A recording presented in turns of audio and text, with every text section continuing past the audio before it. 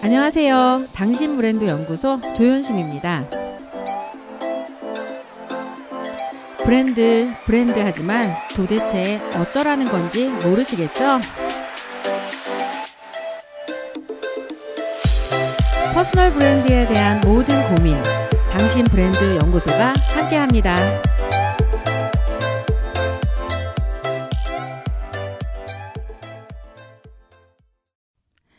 나이키의 Just Do It 이나 유한 킴벌리의 푸르게는 그 어떤 설명보다 강력한 메시지를 전해준다.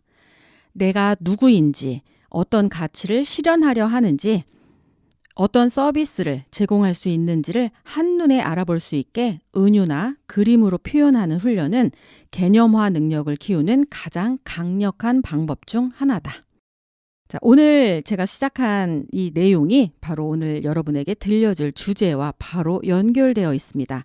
오늘 여러분에게 들려드릴 이야기는 개념화 능력을 훈련하라 라는 주제로 이야기를 해드릴 텐데요. 지금 해드린 건 사실 광고 카피였어요. Just do it. 푸르게. 이 광고 카피의 힘은 굉장히 많은 임팩트를 남기죠. 1000마디 말보다 훨씬 강하게 여러분의 머리에 각인되는 효과가 있을 거예요. 이미지, 슬로건, 그림, 은유에 온 힘을 쏟아볼 필요가 있습니다.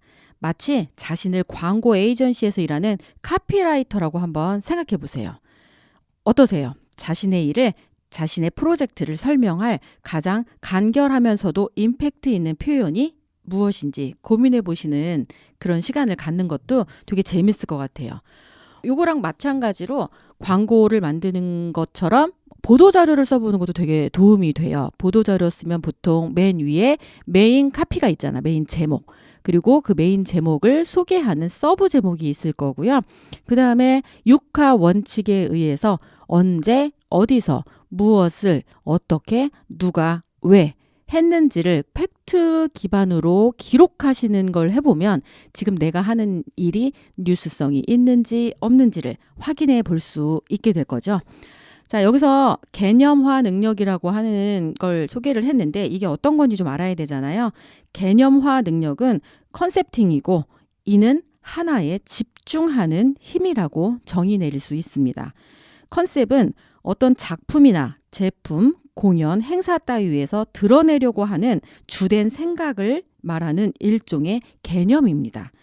개념화 능력 중 하나가 바로 은유, 메타포라고 해서 나도 알고 남도 알 수 있도록 선명한 이미지로 표현해내는 능력이죠. 결국 개념화 능력은 무엇을 남길 것인지에 대한 해답을 찾는 거예요. 이런 개념화 능력이 없으면 내가 하고 있는 모든 것들을 다 미주알, 고주알 설명하게 됩니다. 그러면 우리는 듣는 것 같지만 듣는 게 다 줄줄이 새서 하나도 기억에 안 남게 될 확률이 더 높습니다. 우리의 뇌 용량이 그걸 감당할 만큼 훌륭하지가 않아요. 효율이 별로 없어. 떨어져. 그러니까 어떻게 해요? 필요한 거, 자신의 생존에 도움이 된다라고 하는 것 외에는 다 버리거든요. 그래서 내가 팔고 있는 서비스나 상품에 대해서 딱 엣지 있게 짧고 굵게 설명하지 못하면 그냥 버려지는구나. 다른 사람의 뇌에서 스르륵 흘러 도로 나가는구나라는 걸 알면 되겠습니다. 그럼 아이디어를 글로 시각화하는 방법을 또 알아봐야 되겠죠. 개념화 능력을 강화시키는 가장 쉬운 방법은 바로 글을 쓰는 겁니다. 그림을 보는 것처럼 생생하게 글로 표현하는 것 또한 일종의 시각화 중에 하나이죠.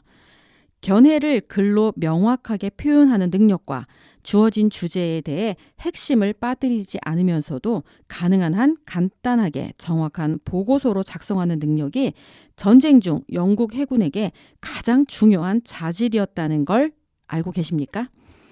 1911년 영국 해군은 전시 참모단을 선발하는 시험을 보았는데 그중 가장 중요하게 다뤄진 것이 바로 글쓰기 능력이었다고 합니다. 당신의 프로젝트 예상 결과가 연말 이력서에 어떻게 추가될 것인지 한 문장으로 표현해 보세요. 이력서를 빛낼 프로젝트라면 상상만으로도 흥분이 될 겁니다. 만일 아니라면 고쳐쓰기를 반복해야 해요. 자, 다음은 개념화 능력을 훈련하기 위한 글쓰기 노하우를 알려드리도록 하겠습니다. 먼저 하나의 주제를 정하고 그와 관련된 글을 10분 동안 써보는 주제 쓰기를 한번 해보십시오. 가령 내가 오늘의 주제를 퍼스널 브랜드다 이렇게 써보면 퍼스널 브랜드가 무엇인지, 퍼스널 브랜드가 왜 필요한지, 퍼스널 브랜드에는 어떤 요소를 포함시켜야 하는지, 퍼스널 브랜드는 어떻게 만들어야 되는지, 퍼스널 브랜드에 성공하면 어떻게 되고 실패하면 어떻게 되는지.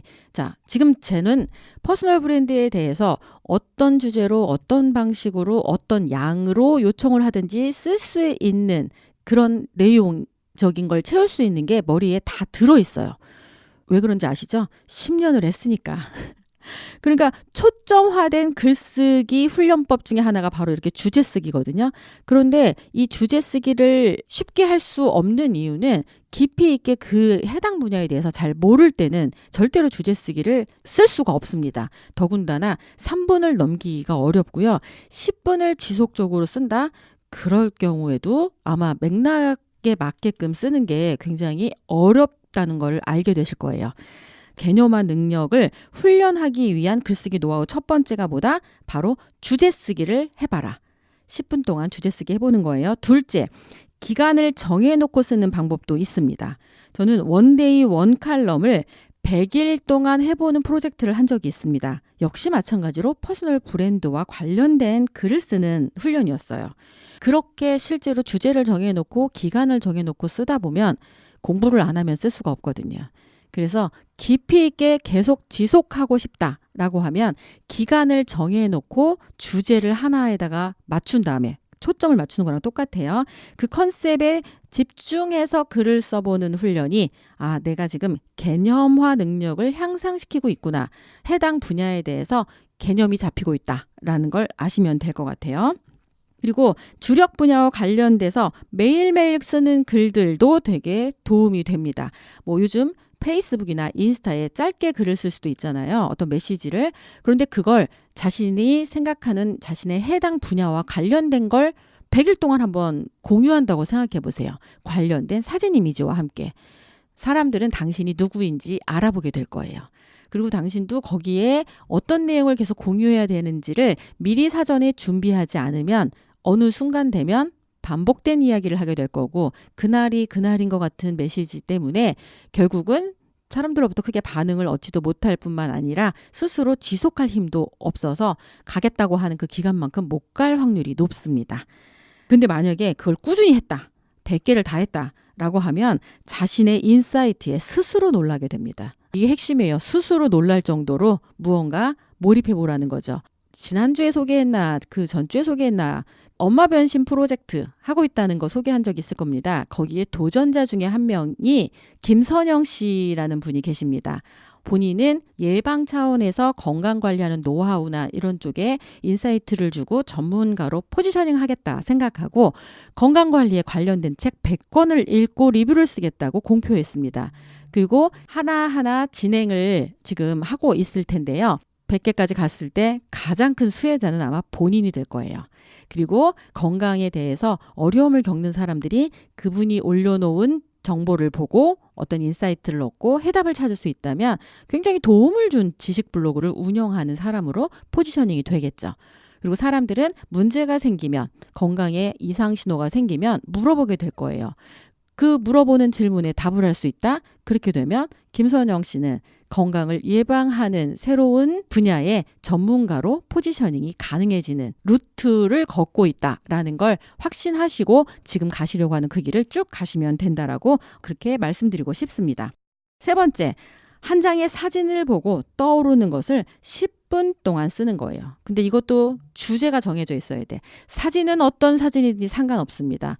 만약에 퍼스널 브랜드에 관련된 주제를 정했다. 근데 사진은 나무 사진이야. 그럼 얘랑 퍼스널 브랜드랑 연관하는 걸 해봐야 되잖아. 나무를 생각하면 나무에 뿌리가 있고 줄기가 있고 기둥이 있고 나뭇잎이 있고 열매가 있고 꽃이 있고 그러면 이 각각에 해당하는 걸 브랜드에 어떤 거와 연관시킬지를 생각하면서 글을 쓰게 되면 굉장히 탄탄하게 글을 쓸 수 있겠죠. 저는 이걸 동상이몽이라는 컨셉트를 가지고 다른 파트너와 작업을 해본 적이 있어요. 그래서 혼자 해보기 어렵다 그러면 파트너를 한 명 정하십시오. 그리고 파트너와 함께 각자 주제가 다를 거예요. 나는 공간에 대한 인사이트를 가진 전문가가 될 거야. 나는 건강에 관련된 주제의 글을 쓸 거야. 라고 하는 두 사람이 같이 프로젝트를 시작합니다. 그러면 어떻게 해야 돼요? 서로 사진을 한 장씩 공유하라 그러는 거야. 매일매일. 그러면 자신은 내 주변에 있는 사진을 주로 올리게 될 거잖아요. 그래서 오늘은 무슨 꽃을 올릴 수 있고, 뭐 오늘은 하늘, 멋진 구름 사진을 올릴 수가 있고요. 지나가는 차를 아니면 지나가는 멍멍이를 사진을 같이 공유할 수도 있습니다. 동상이몽, 같은 걸 보고 다른 꿈을 꾸는 거잖아요. 근데 주제는 달라야 돼. 같은 구름을 봤어. 그런데 이분은 이걸 공간으로 생각해서 관련된 글을 써야 되고요. 한 사람은 어떻게 한다고요? 건강에 관련된 이슈를 가지고 저 그림과 연관해서 글을 써보는 훈련을 해보는 거예요. 말도 안 되는 글인데 이게 논리적으로 말이 된다. 그러면 엄청난 실력을 쌓게 되는 거죠. 사진이 뭐 잘 찍고 못 찍고는 하나도 중요하지 않다는 거 이해하실 거예요. 자, 이 외에도 글의 소재가 될 재료들을 모으는 과정도 개념화 능력을 향상시키는 데 도움이 됩니다. 자신의 분야나 주제에 대한 소재는 우리 생활 환경 곳곳에 널려 있어요. 가령 그냥 주위를 둘러보라 그러면 맥없이 볼 수 있어요. 그런데 자, 지금부터 미션을 드립니다. 빨간색을 찾아야 합니다. 라고 주제를 정해주잖아요. 그러면 빨간색이 된 것만 찾습니다. 지금 저는 라디오 녹음을 하고 있는데 여기서 빨간색을 딱 찾으라 그랬더니 그냥 봤을 땐 하나도 안 보였거든요. 근데 제 눈앞에 문에 저 위에 잠금 장치에 빨간불이 켜져 있어요. 그리고 지금 방송을 하는 화면에도 버튼 중에 빨간 걸로 되어 있는 게 보이고요. 그 다음에 실제 제가 오늘 약물을 다려서 왔는데 약물도 거의 빨간색입니다. 제 입술 색깔 빨갈 거고요. 그 다음에 제가 지금 책을 읽고 있는데 그 책에 나를 증명하라 골드칼라 시대인데 여기에 저희 애가 빨간색 루비 보석 장난감 아시죠? 그 루비 보석을 박아놨어. 그래서 이것도 빨간색으로 보이고요. 그 다음에 이랑주 저자의 책 오래가는 것들의 비밀도 글씨는 빨간색으로 되어 있습니다. 어때요? 빨간색이라고 얘기하고 보니까 빨간색만 보이는 거. 여러분도 이런 경험을 해보실 필요가 있다라는 거죠. 이게 바로 개념을 잡고 개념화 능력을 향상시키는 방법보다 주제를 정하고 주제에 관련된 것만 계속 써보시는 환경이 중요하다는 거예요.